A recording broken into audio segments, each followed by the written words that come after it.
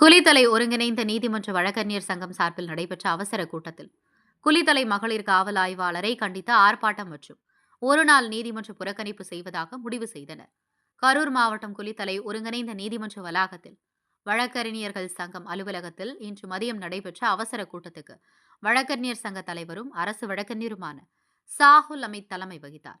வழக்கறிஞர் சங்க செயலாளர் நாகராஜன், சங்க பொருளாளர் தமிழ்செல்வன் மற்றும் மூத்த வழக்கறிஞர்கள் முன்னிலை வகித்தனர்.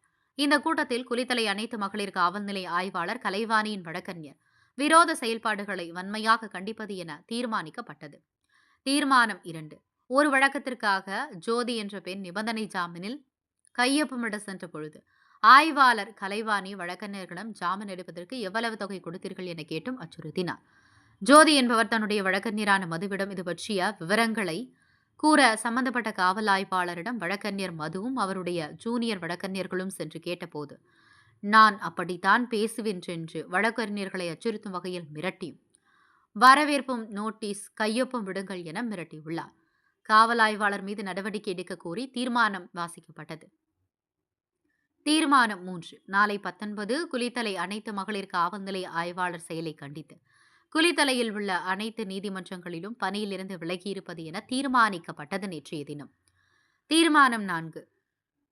19ஆம் தேதி காலை 11 மணிக்கு குளித்தலை ஒருங்கிணைந்த நீதிமன்றத்துக்கு வெளியே வழக்கறிஞர் சங்கம் சார்பில் கண்டன ஆர்ப்பாட்டம் நடைபெறும் என தீர்மானிக்கப்பட்டது. இந்த அவசர கூட்டத்தில் வழக்கறிஞர் சங்க பொறுப்பாளர், உறுப்பினர்கள் பலர் கலந்து கொண்டனர். குளித்தலை செய்தியாளர் வீர தியாகராஜன்.